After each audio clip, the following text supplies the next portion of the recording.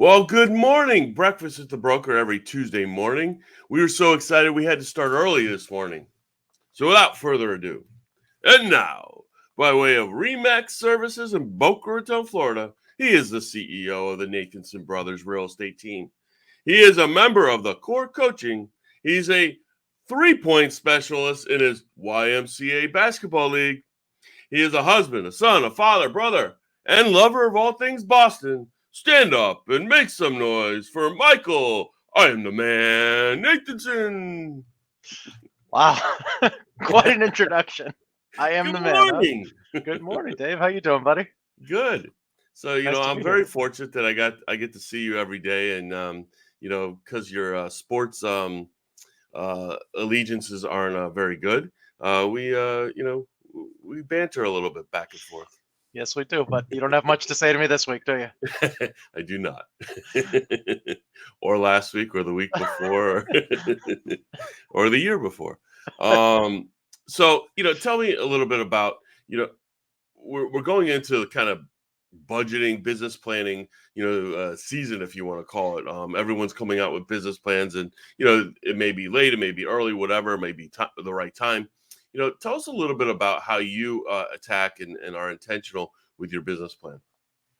Yeah. Well, I mean, it's just like you said. The big word is intentional, right? So it's looking at where you've been, what you've done, and seeing where you want to go. And there is no right answer. It's what do you want to do? Do you want to sell $100 million of real estate? Do you want to sell $5 million of real estate? It really doesn't matter what you want to do. It's planning. How do you get there?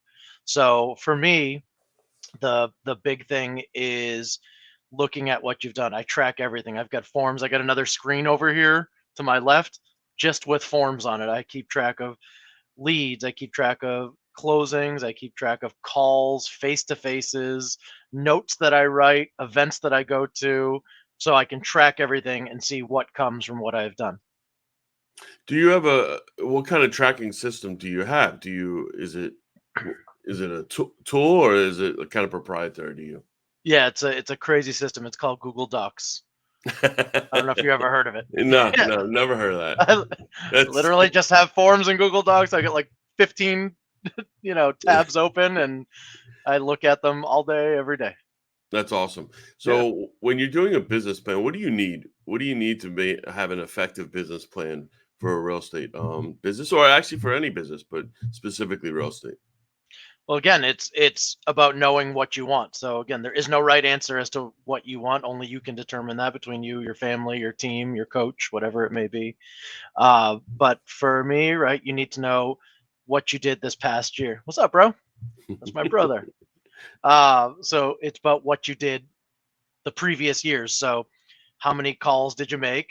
How many appointments did you get from that? How many referrals did you get? How many closings did you get? So I need to make 100 calls to get one appointment or two appointments, and I get one closing from those two appointments, whatever your numbers are. So if you want to have 50 closings, you need, 10,000 calls to get those appointments. So it really that's basically it, man. It's not difficult. I'm not smart. I just follow what I'm told to do. So that's funny. So for you know, a lot of agents, real estate agents, don't have business plans, don't track, don't know their numbers, right? Right. So what advice would you give to them if they're saying, all right, this is going to be the year that we're going to do budgeting. This is the year that we're going to do some business planning and really understand our business better. What would be the first few things that maybe a real estate agent out there listening would want to do? Well, honestly, it's the first step is wanting to do it, right? The first thing is finally deciding to do it. Because I will tell you this, for the first, I don't know, I've been doing this for a long time now. I used to be the young guy, now I'm the old guy. I've been selling real estate for just over 15 years now. For the first, I don't know, 9 years of my career, if you asked me if I'm profitable, I would have said absolutely. I sell a house and I get a check. So therefore, I'm profitable. Well, about 5 or 6 years ago, I joined an amazing coaching company called The Core. If you've never heard of it, I'm not surprised. I never heard of it until I did, and I always say it's the top realtors and lenders in the country, and me. And It has absolutely changed. So now that I actually track my business, I do a profit and loss for my business every month and a personal budget every month. I have gone from basically zero savings, zero future to now, you know, I've got some money saved and I know where my money's going. I know how much money I save every single month. I know exactly what it costs to run my business. So for you that are thinking about doing it, your first call should be call me or my brother would be more than happy to sit down and talk to you about it and show you how it's done. It's really it's not difficult. If I can do it, I'm a moron. If I can do it, anyone else can do it. I promise you. So, what made you do it? Like what, I mean, I know, was it when you went into the core coaching where they Yes. demanded it? Yeah. So the cool thing about core coaching is it's true accountability. I've been with a bunch of coaches before. I truly believe that you need a coach to succeed. You may get by, but you're not really succeeding without a coach. And all these coaches promise accountability, and it's never real. It really isn't. They just want your credit card number, right? At the core, they tell you to do something. If you don't do it, they fine you. They have my credit card on file, and they would fine you anywhere from a few $100s to thousands of dollars if you don't do what you're told. So for me, I don't like being punished. So I do what I'm told. you know, accountability is funny because, people, you know, some people, money is a big deal, or, like you said, being punished or not pleasing someone or that kind of thing is a big deal. Having some degree of accountability with, that's going to hurt and like really, really get at you is so important. Yeah. Yeah. Yeah. Listen, I mean, honestly, it's really funny, but there's times where I don't even focus on the money that I made. I focus on making sure I did everything right so I don't get in trouble. Which ends up having more money. Yeah. Yeah. Exactly. So, tell us a little bit about the real estate market in Boca Raton. Yeah, the real estate market in Boca Raton is something special for sure. I'm sure some of you out there may have heard it's been kind of a hot real estate market for a while. And I'll tell you, I've seen signs that it's starting to slow down for sure. That doesn't mean where it's going to crash. There's going to be a bubble. I'm not worried about that. I believe that we're going to see the market still creeping up, but slower. So, for example, I actually looked last week in Boca Raton, single family homes that are not in a country club or a 55 plus community. Okay. When I looked last week, there were, I believe it was right around 300 for sale total. And almost 12% of those were either price reductions or back on the markets. So that is a number that is kind of high. We don't really see it normally that high. So it shows me that number one, the realtors that just got their licenses and don't really know what they're doing, which is okay, by the way. You should ask for help, but it's okay. They listen to their clients on what to do. Well, my neighbor sold for 600. I want 850, and they listed for 850, right? So it doesn't help anybody. So we're seeing a lot of these price reductions now. Now, I mean, the market is still hot. I tried to go to an open house the other day, and the agent canceled it and didn't even tell anybody because they got a bunch of offers. So there were about 30 people standing outside of this house, super pissed off that they couldn't go in. So it is still a good market to sell. It's just slowing down a little bit. We're not getting, 30 offers anymore. We're getting 3 or 4. And I guess, when I look at the reasons why that happens, it has to do a couple things with mindset, right? So sellers think that they're obviously the house is gold, and obviously they're right. Well, they have crown molding, Dave. Yes, you do. Yeah, I mean, and so when you're looking at it, the sellers are saying, all right, I'm going to price it way above what is even reasonable. And that's why you're seeing, a lot of price reductions or whatever. But you're also seeing with the back on the market, and we're having to sell houses 2 and 3 times. And I have a theory on that, and I think it's right. It's when you push people, when you push buyers to compete with other buyers, you make them feel uncomfortable. Yeah. And if you're starting out that relationship with some degree of uncomfortability, um, the likelihood is that they may not be comfortable during the inspection period, and they're looking for reasons to get out. So yeah, we're having to sell the house, a listing 2 and 3 times before Yeah. it actually closes. To touch on what you're saying, just for all the realtors out there, what I do, just so you know, is I have a conversation with my clients and I let them know I am a no pressure sales agent. Okay. And I tell people this all the time. I'm going home to my house tonight, so I'm okay. If you want to do something, I'm going to fight tooth and nail for you. If you don't, no problem. I'm still going home to my house. We'll figure it out for you. So it really, I do no pressure. What I tell people is this: the only time you will ever feel any pressure from me is if you need to make a decision because there's a deadline. I don't care if the answer is yes or no, but it's you need to make a decision because my job is to help protect your money. Absolutely. We're facilitators, right? And we're going to give advice, where it's asked and requested, or Yeah. warranted. But we're not the ones, selecting these offers. And I think, we'll talk about something that, is maybe we shouldn't talk about, but you know, listing agents, right? Listing agents have some degree of power, or they feel like they have some degree of power, and they're selecting offers, and they're being with their buddies, or whatever it may be, right? um have you seen some of that, as well, as where the listing agents are just either not getting back to you, putting the offers together, Come on, Dave. selecting an That's offer unheard of. unreasonable? Yeah, Yeah, that right. is unheard of, Dave. Everybody It's is up, crazy. perfect and doing everything that's best for their clients. Of As a course. matter of fact, I don't know if you all saw out there, but there's a huge lawsuit going on. I think it's on the west coast of Florida, where it was like a $5 million sale, and the listing agent double sided it, and they had multiple offers on it, and one of the buyers happened to go to the house to say to talk to the seller and say, dude, I gave you a great offer, no inspection, 500,000 over asking, what happened? And the seller supposedly didn't even know about the offer.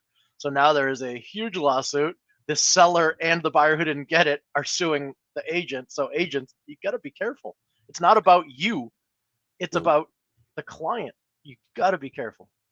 When we started the show, and I've talked about this, before. This is almost, it's over 3.5 years ago. And we did it to perpetuate professionalism in the industry, in the real estate industry, and collaboration. Yeah. And a lot of times, we've seen unprofessionalism in the industry. So, for the consumers that are watching, for the realtors that are watching, it's so important, when a consumer is looking for a realtor, don't just go with your friend, or go with Unless I'm your your friend. brother-in-law, your cousin, unless it's Nathanson. But Yeah. you have to really do research. You have to make sure that they're going to take care of you. They're going to have your best interest. And how you do that is through reviews, through testimonials, stalking their Facebook, LinkedIn, Instagram, and and seeing their references. Because Yeah. I mean, like, it's crazy. Sometimes it can be the wild, wild west out there. Yeah. I mean, listen, I think there's a few of us licensed in the area. What are we up to now? 24,000, 25,000, Let's seven see. million. What is it? Something? Well, we have 220,000 realtors in the state of Florida, and about Oof, 500,000 licensees. So it's crazy. that's a lot. It's Hmm. it, Listen, but there's when enough you business to go around. We're not no, there is, competitors. We're not and competitors. It's and this isn't, what is it? This isn't $1 million listing New York. thank This God. is this is, um they're not sensationalizing, or they are sensationalizing and making it reality TV, and that's not the realtor's life. No, no, So, it's not. when you're looking at best practices for real estate agents, and giving, maybe advice to the new agent, right? The agent's been in the business 3, 4 years, having a hard time getting to a level that they want to do. Um, give some advice and or best practices to real estate agents watching.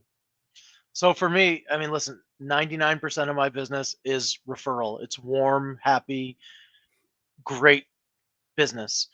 That, and by the way, that's how I choose to run my business. That doesn't mean it's the right way for you, right? Cold calling, knocking on doors, whatever, it doesn't matter. But that's how I run my business. So for me, it's just about staying in touch with people you like. Like, how cool is that? My job is I get to talk to people I like and help them and help people that they know and care about. It is, so for me, that's the biggest thing, right? Everybody's got a database. I started my business by doing little $1,000 rentals with people I used to work with at the Cheesecake Factory. Okay. I started that, and then they got jobs and I helped them buy their first $100,000 home. And then it went up a little bit. They sold it and they bought their $300,000 home. And now they're lawyers and doctors and whatever they may be. And I'm helping them buy their $500,000 or $750,000 homes.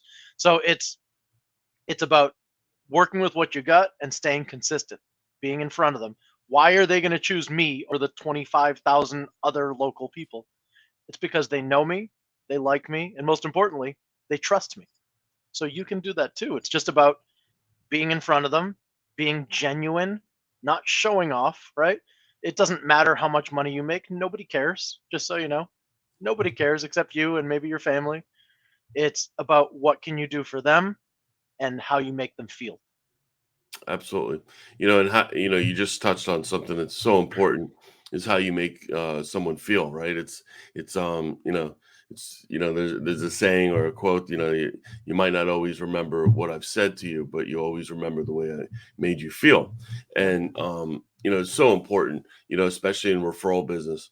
And you Yeah. touched on something that's really, probably the crux of, or the difference between successful people and unsuccessful people in the real estate industry, and it's being consistent. You got to be consistent with your vital activities. Yeah. Like,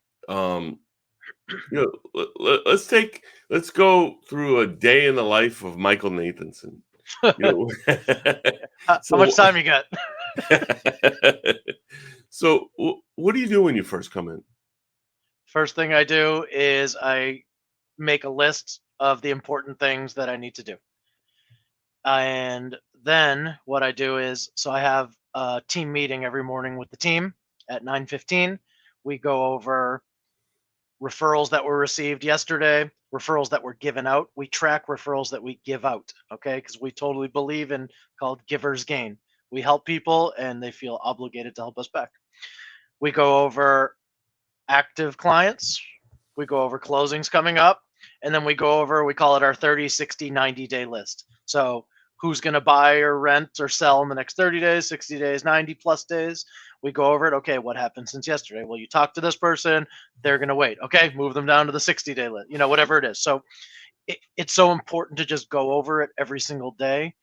And that way you know what's happening. You're not going to forget somebody. And by the way, I am nowhere even close to perfect. I screw up often. I'll tell you this, people listening, it is never intentional. I promise you that. It's just, I'm not a perfect guy. I'm an imperfect guy trying to please a lot of people. But it's, the daily team meetings for me are huge because it really starts your day and gets you set on what you're doing. And the cool thing is, when I first got in the business, I didn't know what to do, right? I'd go to the office and go, okay, what do I do? Well, since joining the core, again, they help a lot. I now have theme days. So I have different things that I do on each day, different people that I call. So when I come in on a Monday, I don't have to think about who I have to call. I know who I'm calling. And it just makes life that much easier. The less you have to think about it, the better. Love it. No, I mean that's great advice. And whether it's seller days, buyer days, referral days, and I love the idea of what a theme day is, and trusting someone also. You think about if you want to run this like a business, well, you need a coach or you need someone, a mentor or something that you could continue to go back to that's going to keep you accountable. Yeah. And by the way, in all honesty, you don't have to go to the core. It's whatever works for you. I Right. just like the core because of the accountability. I actually hate the core because they keep me accountable. I can be very slippery, but it is so good for me in my life that I pay them basically a mortgage payment a month. It's actually more than my mortgage. I pay them every single month to keep me in line. That's awesome. Yeah. So when you formed your team, what was your first hire? An administrative person, somebody to, work on my calendar, answer the phones, and then do a lot of the contract to close stuff. And like I tell the team all the time, just because I'm the team lead, it doesn't make me better than you. I am not better than anybody. We're a team. So just because you're doing the contract to close stuff doesn't mean you're less important than I am. Your job is actually probably more important than mine because you're making sure that everything on the contract is being met. Obviously, we go over it. It's not like it's just thrown into you. But the first one was the administrator because I need somebody to take that stuff. I am not a good admin. When do you know, like when you're forming your team, when did you know to form a team? And because a lot of these individual agents run around and they're like, oh, well, I'm doing good business. I don't want to share with anyone. Well, I don't want to get lead generation services. Well, then I got to pay an assistant X amount of dollars. It's going to eat into my profits and all of that. Yeah. Well, that's what you call small mind thinking, right? And again, just because you do that doesn't mean you're wrong. If that's what you want to do, go with it. But hiring an administrator frees up your time. They're typically worth 3 times what you pay them, just so you know.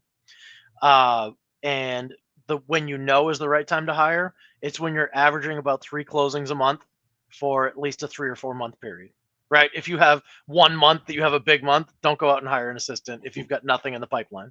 It's got to be consistent and you'll get there. Listen, I know it's tough. It's tough to get into this business and claw in when you're fighting against people like Brian Bowles and, people that have been around for a long time, Tony Petrolia, people like that.